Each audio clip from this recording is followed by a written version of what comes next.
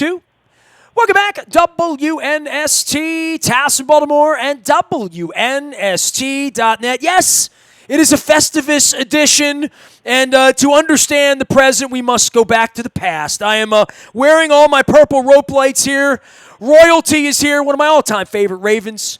He comes into town once in a while, more often lately, as all Ravens do, amidst winning, usually wearing Penn State something or another. Kim Herring joins us now. What's going on, brother? How are you? Happy Festivus to you in 2020, man.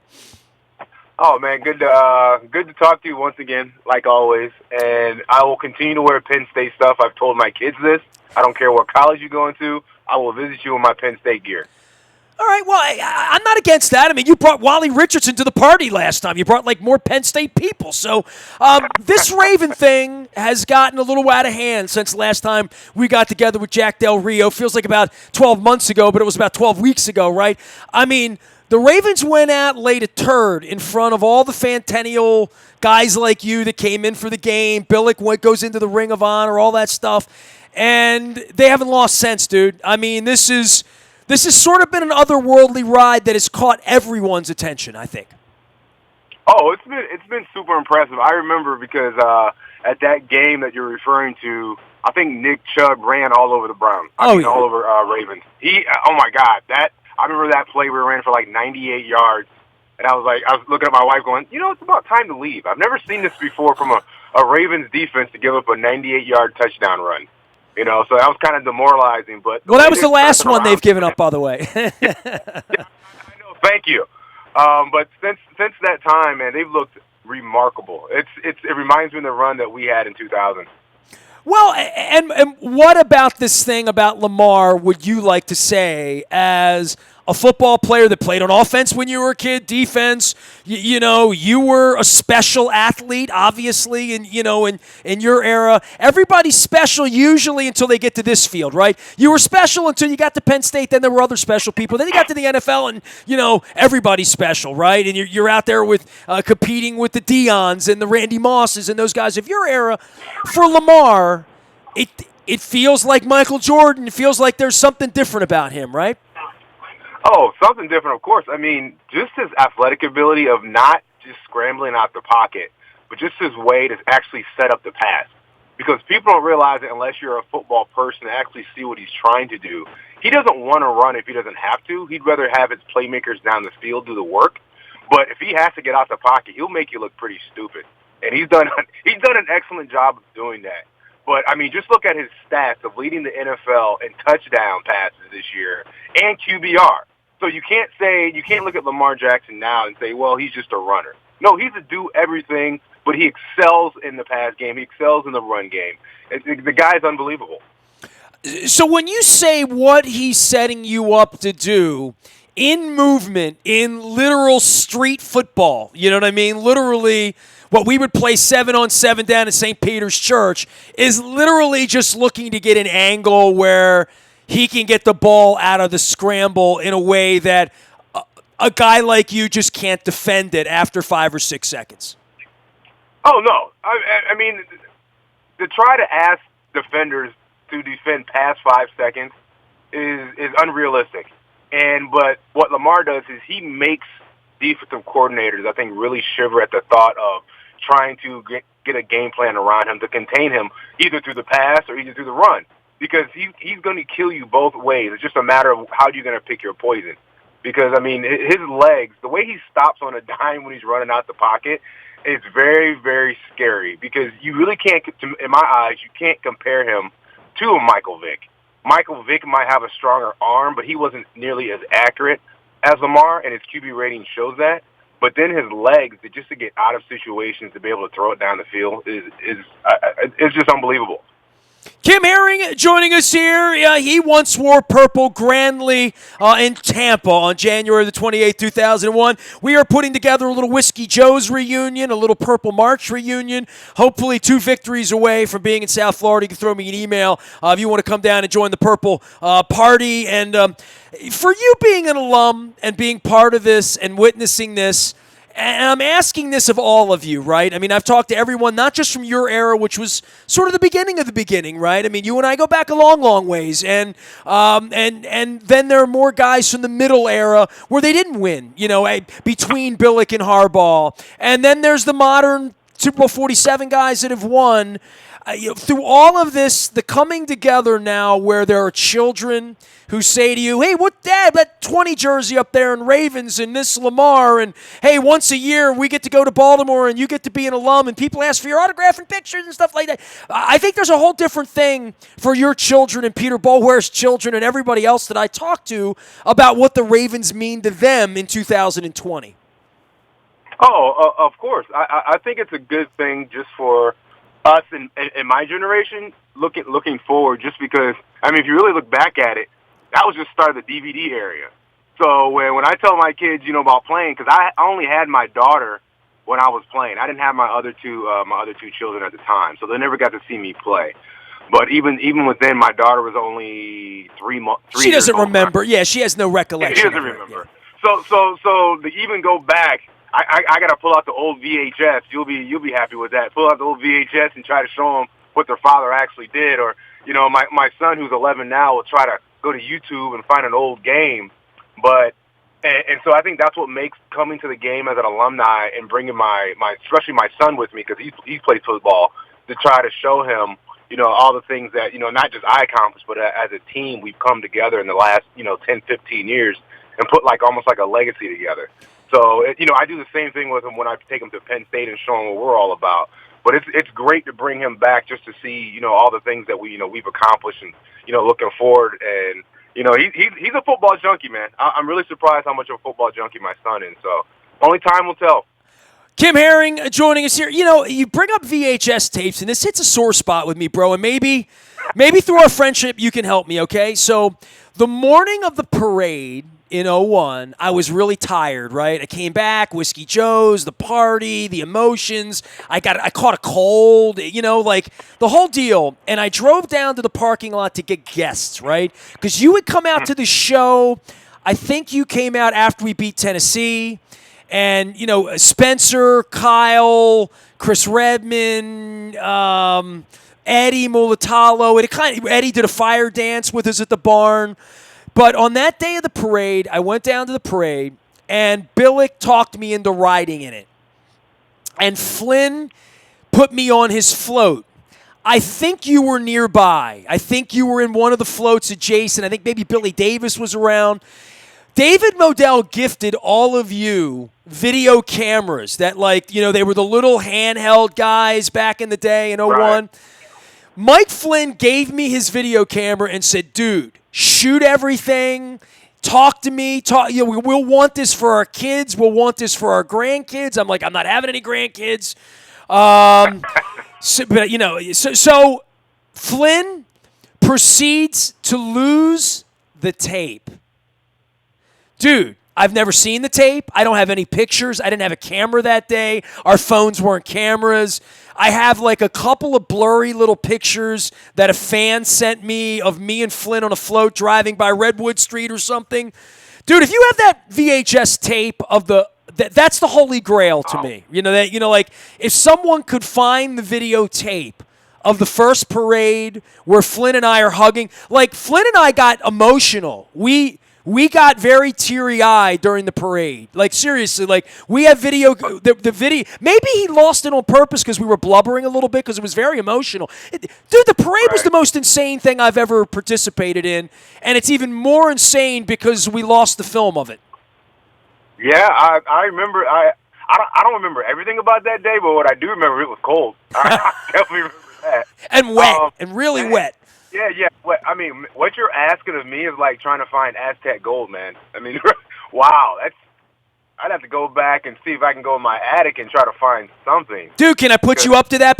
Can I give you a little homework? I mean, would it be a joy for you to find it and show it to your kids at this point? It'd be actually a bigger find me finding it and me actually finding a VCR to go play it in. No. I got the VCR, dude. I can dude, if you get me the tape, I will. I did all of this last year. So my wife got sick. You know, I had time on my hands, right? So it was more like these projects. And I had all of my interviews with the rock stars that I did in the 80s. You know, Billy Joel, Bon Jovi, David Bowie, you know, like all that. So I found that, and then I found all my VHS tapes. Like the year, your rookie year, Lawrence Taylor and Buddy Ryan and I did a TV show together. And I only had it on VHS. So I really worked hard to find, like, go onto Amazon and get the right cable. $18 and a working. I blew through 3 VCRs. You know, because the heads get dry and they die. But I have a functioning VCR. Right. So if you find the tape, dude. Wow. I'm just saying, your kids would love it. Not even think about it this way. Even finding it is going to be tough, but once you find it, I think it'd be probably smart to see if we can try to convert it to digital. That's what I'm going to do. No, send it to me. I will convert it. That's what I'm saying. You've done me favors. Come on, man. I mean, that's definitely trying to find a needle in a needle stack. Homework. I've given you homework. Kim Herring, you were always good at homework. That's how you wound up at Penn. Did somebody else do your homework at Penn State? It seemed to me like you were one of the kids that actually did your work. Well, had to, man. Had to. Joe had too many spies sitting in class. Well, you also had parents that made you do your work. So, you know, I mean, that was part of it. Kim Herring is here. He is a good parent, doing the clear thing and traveling the country. Tell everybody what you do for a living. Just give yourself a chance to promote what you do. Somebody might be interested in what you do. So I run the head of operations for sports for Clear. So what we are is we're a security biotech firm that does facial recognition and biometrics, fingerprints, hands, eye scanners. So what I do is I pretty much travel around the country to implement a lot of our business verticals in sports, have it be arenas, stadiums. We currently have 25 sports partnerships throughout the country. And so I head a lot of those operational field teams and make sure everything's in place for us to succeed. Well, I'll tell you what. It's really good. It's really good. I've been with them for about almost going on 3 years, so it's been pretty good. You know, since this is, an in-depth conversation with you, Kim Herring, how did football prepare you for this, what you do for a living now? Like, we're always looking for sort of these connections between leadership and playing and winning. What does your Super Bowl ring buy you in 2020? What does it mean when you walk in with a Super Bowl ring?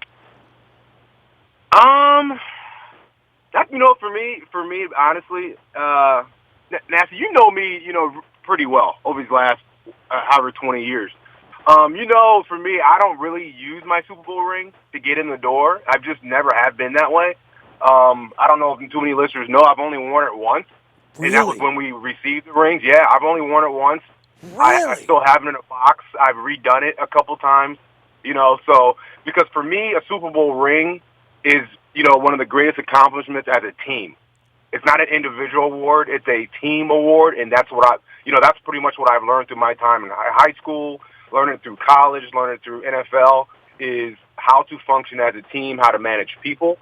And so I look at it as a poignant part of my life, but it never was who I am as a person. And that's not to take away from, other guys, winning Super Bowls and, doing their own personal thing, because that's great. But me as a person, I looked at it as one of my greatest accomplishments in life, other than having my family and my kids. But I've never used it as to get me through the door, because for me, I just felt like it was part of my life that I expanded on, and I don't really use it now.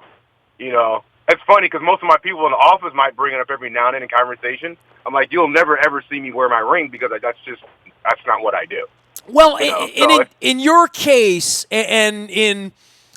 just where these young people are. I mean, the one thing in talking to all of you is, God, Lamar's so young, right? Like, you know what I mean? Like, and where you were at that point in wide-eye coming out of Penn State and playing on a not-so-good football team that was trying to be a good football team, and there's this Ray Lewis guy in there, and you knew Marvin had leadership, and then Brian comes in, and you're importing the Gooses and the Adams and the Woodsons and the Sharps, and, that was just... To see that come together as a young person for you, it probably meant something to you when Shannon Sharp and Rod Woodson walked in there, right? Not to mention Right. Maxie and the guys from the other era, Ted, all of those guys, right? You know what's funny is at the time you're mesmerized by it, but as you get older, you really appreciate the people you've met.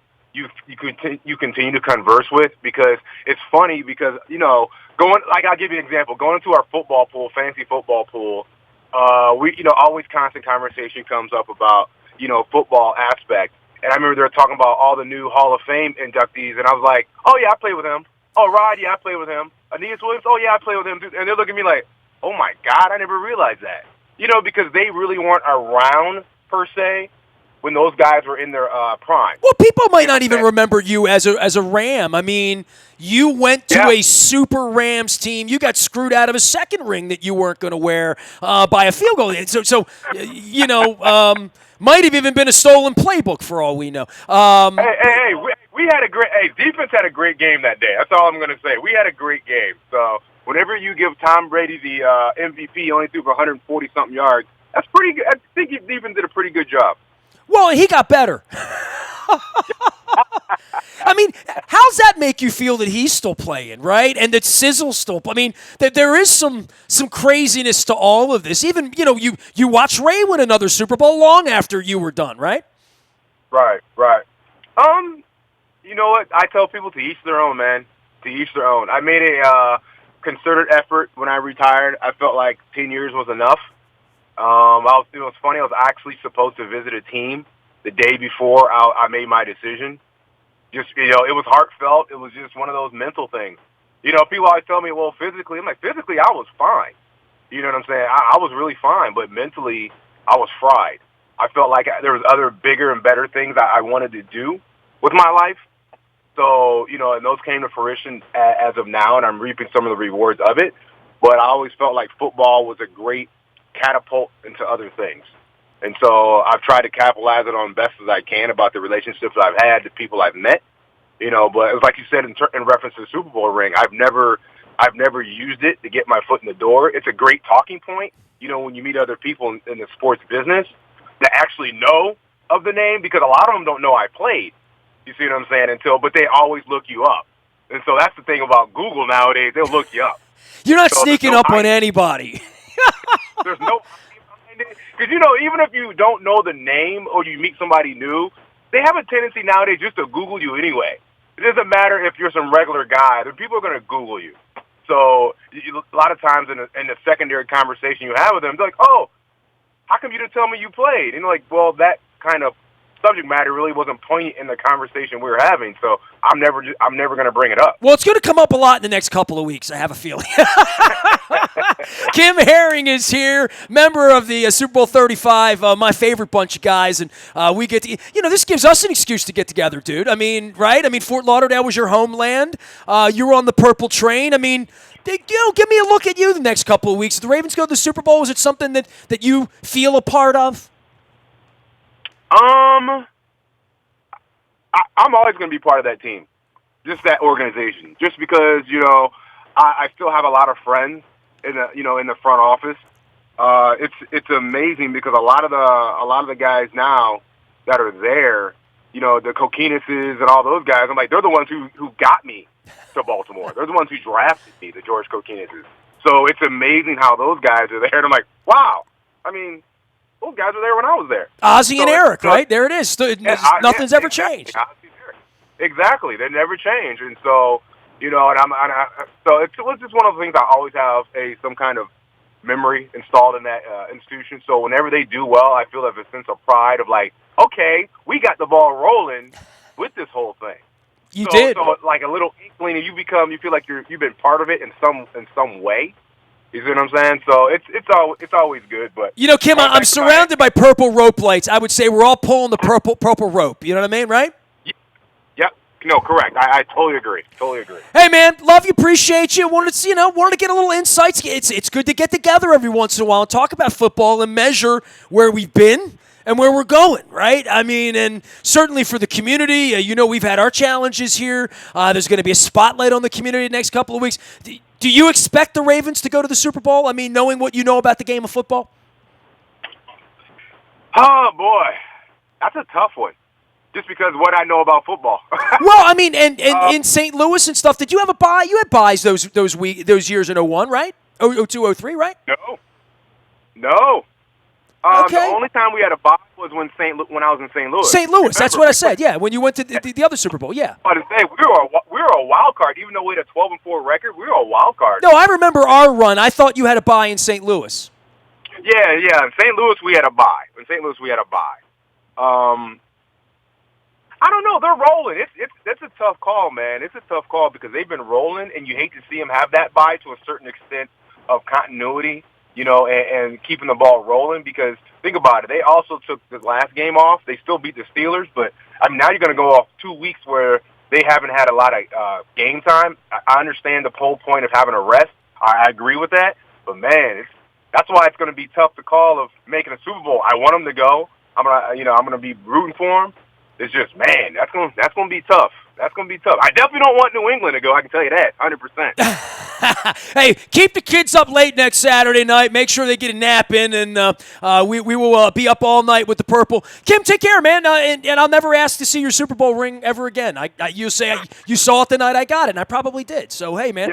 Yeah, it's in the box, man. It's still boxing at the bank. Hey, and so's that VHS tape, dude. Find the tape. Find the tape. I'll digitize the tape, all right?